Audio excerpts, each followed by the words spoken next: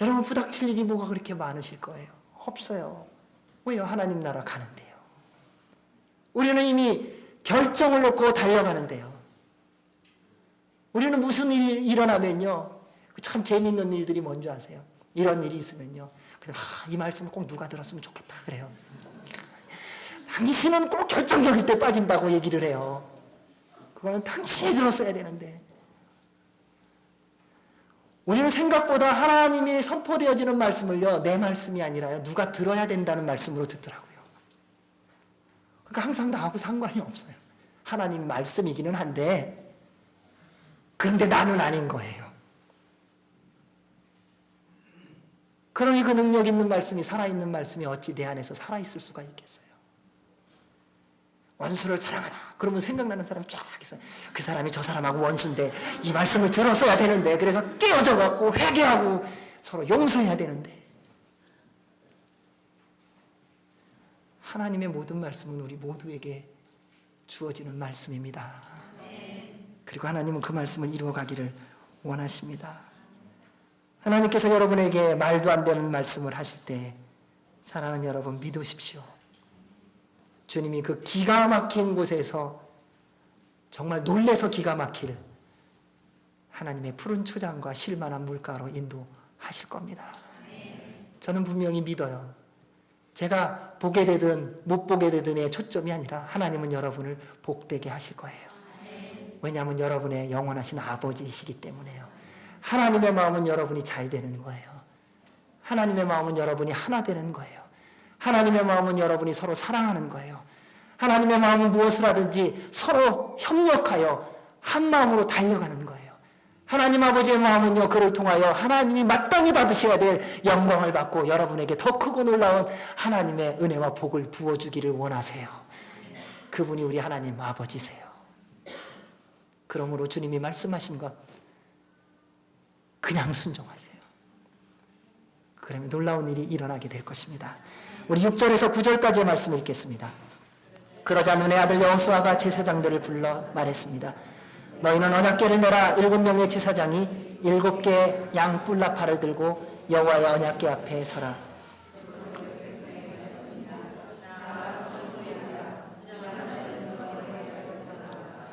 여호수아가 백성들에게 말하고 나자 7개 양 뿔나팔을 든 7명의 제사장이 여호와 앞에서 나아가며 나팔을 불었습니다. 여호와의 언약궤가 그 뒤를 따라갔습니다. 무장한 사람들은 나팔을 부는 제사장들 앞에서 행진하고 후이되는 궤의 뒤를 따랐습니다. 제사장들은 나팔을 불며 전진했습니다. 하나님의 말씀을 들은 자의 태도입니다. 여호수아는 들은 말씀대로 즉시로 순종합니다. 왜냐하면 하나님을 믿기 때문입니다. 믿으면 순종하게 되어 있습니다.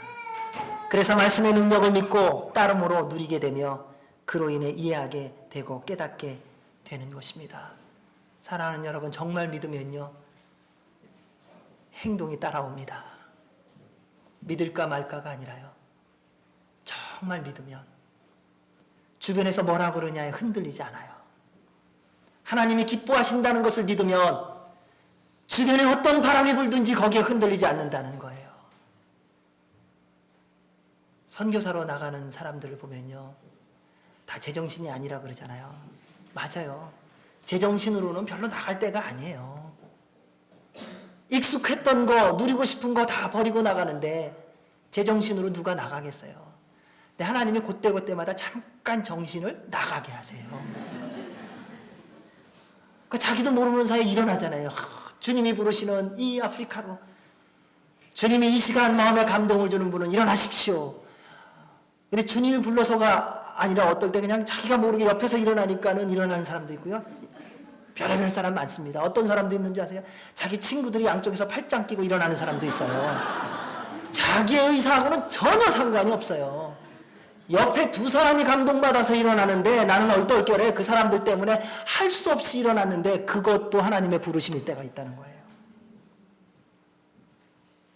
그리고 나서 그것을 믿기 시작하면 하나님이 그 믿음대로 모든 것을 이루어 가세요. 저는 여러분이 지금 얼마나 어려움이 있고 아픔이 있느냐 거기에 마음 안 써요. 왜요? 하나님이 다 회복하시고 하나님이 복 주실 것이기 때문에요. 저는 여러분이 잘 될 것에 대한 하나님의 은혜로 잘 될 것에 대한 기대를 가지고 나아가지 여러분이 더 힘들어지고 어려워질 것에 대해서는 생각 안 합니다. 지금 아무리 어렵고 고난과 시련과 풍랑 속에 있다 할지라도 괜찮습니다. 살아계신 하나님께서 여러분을 인도하시고 회복하시고 새롭게 하실 것이기 때문에요. 그러므로 주님을 믿고 있는 우리는 주께서 여러분에게 주신 그 소명, 그 마음대로 믿음으로 순종하며 나아가십시오. 흔들리지 마세요. 옆에서 누가 뭐라 그런다고 그 얘기 때문에 마음 상해하지 마세요. 다 그런 거예요. 그게 뭐 그렇게 대수롭나요? 그렇게 말하는 분들은요, 그렇게 말하고 나서는요, 그다음에 아무 생각 없어요. 가만 보세요. 별 생각 없어요. 나중에 해갖고 나 당신 때문에 마음이 상했는데 어떻게 그런 말 할 수 있어? 물어보세요.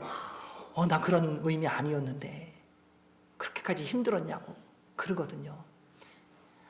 그냥 그런 거예요. 그냥 부부싸움 같은 거예요. 근데 또 심각하게 싸우는 분이 계시기는 한데 대부분은 그냥 칼로 물벽이라는 거예요. 그냥 그런 줄 아세요. 그러면 하나님이 어떻게 그 과정을 넘어가게 하시는지를 보게 하신다고요. 여러분 이 땅에서 살 때만 억울한 거를 경험할 수 있습니다. 하나님 나라 가면요 무시당하고 싶은데 절대 당할 수가 없어요. 그래서 기도하게 된다니까요. 하나님 저 좀 오해받게 해주세요.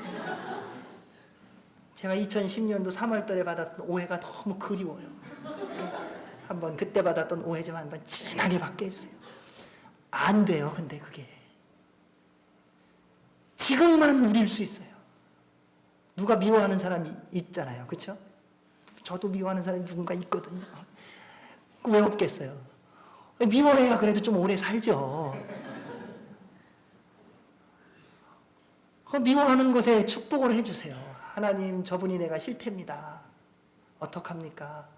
좋은 분 만나게 해주세요. 좋은 분 만나면요 그 마음이 풀려요. 왜 나 때문에 미워하느냐가 아니라 그 마음이 풀어지면요 그 다음에 모든 관계들이 하나님 안에서 회복되어지더라고요. 그러면 주님이 주시는 믿음이 우리 안에 있다는 것을 발견하게 됩니다. 저는 저희 교회가 주님 안에서 믿음이 있는 교회가 되기를 원합니다. 그래서 부는 바람 때문에 흔들리는 것이 아니라 주님의 말씀에 믿음으로 순종하는 살아있는 능력 있는 공동체가 되기를 주의 이름으로 축원합니다. 여기에 6절 7절을 보면요 하나님이 말씀하시는 것이 다르다는 겁니다. 6절에는 제사장에게 7절에는 백성들에게 말합니다. 하나님은 각자에게 맞는 역할을 맡겨주신다는 겁니다. 각자의 역할이 다르다는 것입니다. 제사장의 역할, 백성의 역할, 무장한 군인의 역할이 따로 있다는 것입니다. 몸의 각 지체와 같은 것입니다. 손이 머리 역할을 하면 안 된다는 것입니다. 발이 몸의 역할을 해서도 안 된다는 겁니다. 눈이 귀의 역할을 해서도 안 됩니다. 하나님이 허락해 주시고 부르신 그 부름대로 우리는 역할을 감당하며 살아가야 한다는 것입니다. 만에 하나 눈에서 몸 전체에서요 눈 하나 없어 보십시오. 그러면 장애인이에요. 볼 수가 없습니다. 귀가 아무것도 아닌 것 같지만 귀가 없어져 보십시오. 소리를 들을 수가 없습니다. 멀쩡히 다 보고 듣고 손으로 섬긴다 해도 다리가 없어 보십시오. 갈 수가 없다는 거예요. 어느 것 하나 소중하지 않은 것이 없다는 것입니다. 잘 보이지 않는 곳에 있기 때문에 소중하지 않은 것이 아닙니다. 그 모든 것이 다 있어야만 비로소 건강하고 제대로 살아있다는 거예요. 우리는 얼마나 보여지는 것에 민감합니까? 수많은 사람들이 성형수술을 해요. 근데 참 모르는 게 있어요. 얼굴이 아무리 잘생겨도요 간에 암이 생기면요 죽어요. 여러분 겉이 아무리 몸매가 있고 멀쩡하고 달리기를 빨리 하면 뭐합니까?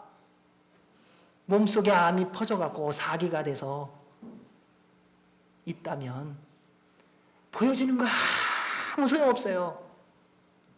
죽는 거예요. 겉도 속도 동일하게 중요하다는 거예요. 동일하게 중요한 거예요. 하나님은요 겉을 중요하게 여기지 않으시는 것이 아니에요. 어떤 분은 그런 분도 있어요. 속만 중요하다고요. 겉은 아무것도 안 해요. 그냥 보는 사람은요 마음이 굉장히 어려워요. 세수는 하셔야 되는 거예요. 머리는 빗어야 되는 거고요. 겉과 속이